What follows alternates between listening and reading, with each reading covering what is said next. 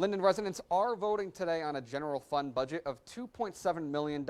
Just over $230,000 of those dollars are budget for the Lyndonville Fire Department, which is looking to get new equipment in the next year.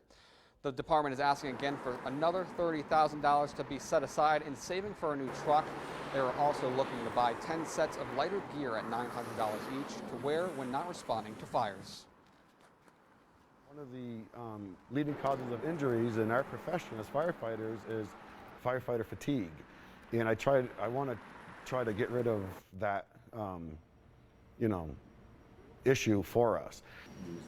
This new equipment would not only prevent firefighter fatigue, but it will also help lessen the wear and tear on the structural fire gear.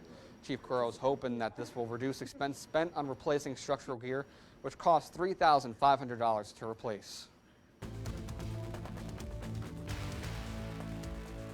If you recently purchased an aquatic moss ball, the Vermont Department of Environmental Conservation is asking that you destroy them.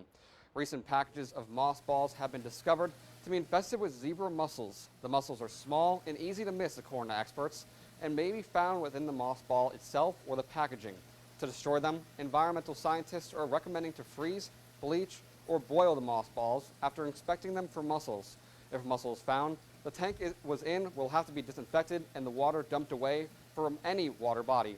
With mothballs on recall, aquarium owner DJ Nelson recommends the aquarium owners consider other plants on the market.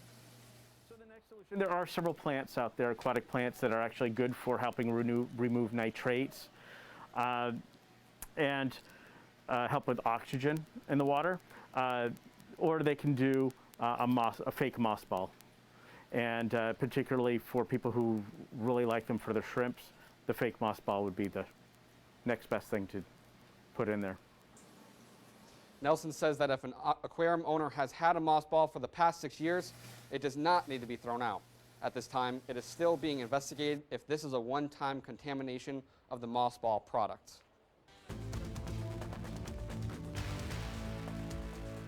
Despite last week's warm weather and the overall impact of the COVID-19 virus, the Lynden Outing Club finished the skiing season strong. NEK Endurance partnered with the Outing Club to hold a 6-hour fundraiser on Saturday. News 7's Alexandra Huff brings us to the slopes. The Lynden Outing Club 6-hour uphill bonanza. It's 6 hours of people either skinning and skiing up and down, or hiking up, running down, or hiking up and hiking down. Yeah, for 6 consecutive hours. The whole loop is about a mile. So it's about a mile, and it's like almost 500 feet of elevation gain per loop. We got food inside. We have these people from Mountain Ops. This is a ski place over in Stowe, and they came and brought demo equipment. So like people had never tried skinning and skiing. They have a bunch of stuff that people are using today. So it's pretty cool. It's really neat to see like so many people come together and like want to come out and support the Outing Club. This week was so warm, like up in the 60s, and it was sunny. And like yesterday I came and it was mind-blowing how much snow was gone. But the Outing Club was able to help me out this morning and move some snow into spots on the trail that were really bare, so we could cover up those bare spots to make it safe for everyone to ski down. We had around 75 people sign up. All in all, I think we probably raised over $2,000 for the Outing Club. People are just really craving to like be around other people because of the pandemic. So like anything you can do outside safely, that was our major concern, was like safety around this, was bringing so many people in, but we're all outside and folks are adhering to all the guidelines. It's been really good to see. The 6-hour Bonanza was the Outing Club's last event for the season. They expect to be post about an upcoming spring cleaning event soon.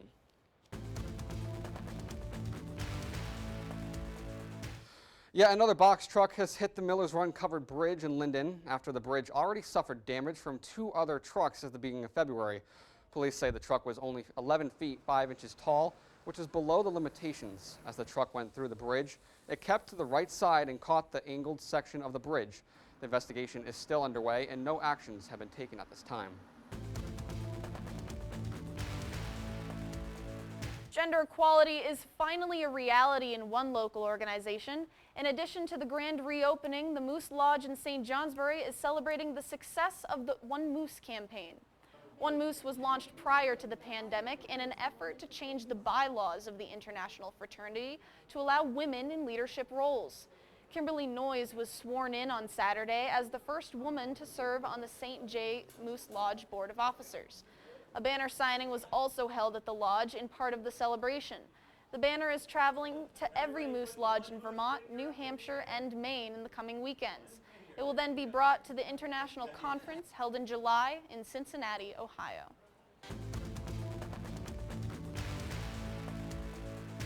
With a new redemption center for the town of Danville funded and on its way, the center old home, the train station, is being prepared for new life. The Danville train station community plans to restore the station with assessment of what needs to be done to begin in late April, early May. The current estimation of the project is $200,000. The community is applying to list the station on the Vermont's Historical Sites Registry, an action endorsed by the Danville Select Board. After restoration, the large question still being discussed is what the station would be used for.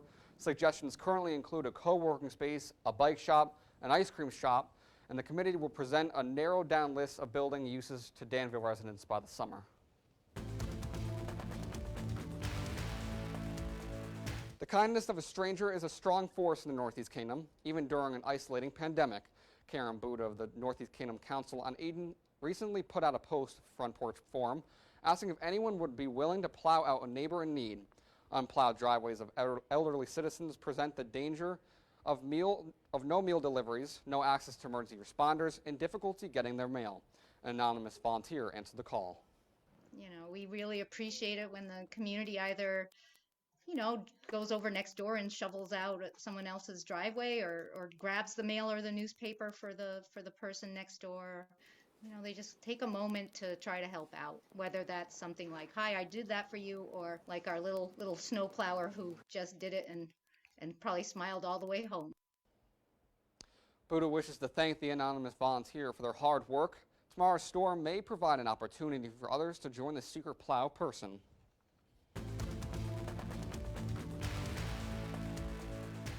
The pandemic has put more stress on students than a typical school semester. Senator Bernie Sanders has taken notice. Sanders hosted a virtual town hall with students from across the state on Monday, discussing their social, emotional, and mental health challenges. 9 students presented at the meeting, followed by a question and answer session. It was clear that the main struggle for those in the Northeast Kingdom have been poor broadband connection and isolation. Ellie Bliss, a junior at St. Johnsbury Academy, told Sanders and his team that she came down with a skin condition during the pandemic and was forced to become a full-time Zoom student. I couldn't even keep my Zoom camera on without feeling terrible about my appearance. My teachers and classmates went months without seeing my face, and I felt almost entirely separate from the student body. During this time, I once again turned to my partner for support, the one deep connection I had the energy to maintain. Support systems are important, and I had let almost all of mine fall into disrepair. The past years for students has been a struggle. One of the biggest struggles for me was staying connected. At home, I struggled with Wi-Fi. Living in rural Vermont doesn't really offer the best Wi-Fi solution. While presenting at the town hall, Beloin's internet connection crashed, only emphasizing his struggles as an online student. Sanders told the students in attendance that some of the relief funds coming to the state from the recent passed stimulus package will go towards health resources and education. The focus of these funds is to safely open schools in the state, provide more emotional and mental support for students and community members, and increase funding for after-school and summer programs. St. Johnsbury's Moose Lodge is reopening for the first time since last spring and is reinventing itself. News 7's Alexandra Huff spoke with some lodge members on what the lodge means for them and the community. B6. The St. Johnsbury Moose Lodge was the last of its kind in Vermont to reopen after the pandemic, hosting a bingo fundraiser on Saturday. Even before the pandemic, however, the lodge struggled in the community with membership and volunteers. Thomas R. Bishop Sr. has been part of the Moose Lodge for 40 years. He's a former president and ambassador for the Moose Legion, currently holding the highest degree of the order.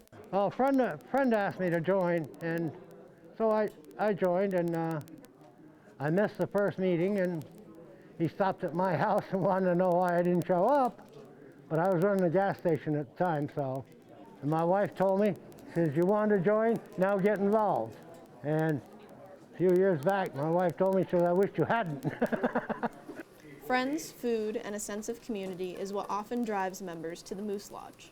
A lot of people joined because it was a place to go for an inexpensive drink and inexpensive food and good entertainment with good people.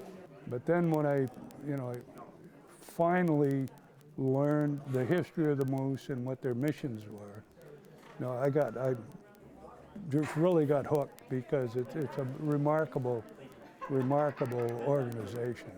Norm Shaw has been part of the lodge for 28 years. He's drawn to the projects the association heads across the country, offering a senior home in Moose Haven, Florida, and giving children quality education in Moose Heart, Illinois. Shaw's dedication to the lodge was noticed by his fellow Moose, and an award was named after him. And it's awarded every year to a person or persons for the work they've done for their lodge and their community. And I was floored. I really was. I never expected it, and I'm still in awe. With the relaunch of the St. Johnsbury Lodge, Northeast Moose Association President Dan Companion is excited to see what the space can be used for. Beautiful hall, social quarters, amazing backyard here. This facility is one of the best in the Northeast, believe it or not, because of the capacity that you guys have. Even in Burlington, we have a small 5,000 square foot lodge in Chittenden County. We die to have this type of space. Spread the word. We're going to be doing events and we're going to be doing everything we can, but this is a community center. And know that it's your community that makes the fraternal organizations work. No doubt about it. They've struggled, but they are great places, as you can see. As part of the relaunch, the lodge will be holding a One Moose celebration on May 2nd. The fraternity is traditionally run by men, and the One Moose initiative will merge the male and female chapters of the lodge, allowing women to help run the fraternity. That's a good one. The One Moose celebration is set to begin noon on May 2nd. There will be a banner to sign, which will be brought to the International Moose Convention in Cincinnati, Ohio this summer.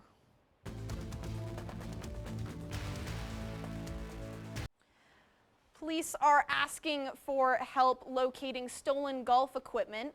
76-year-old Lloyd Thompson was at the St. Johnsbury Country Club Monday morning and left his equipment unattended. When he returned, his golf clubs and bags and pull cart were missing.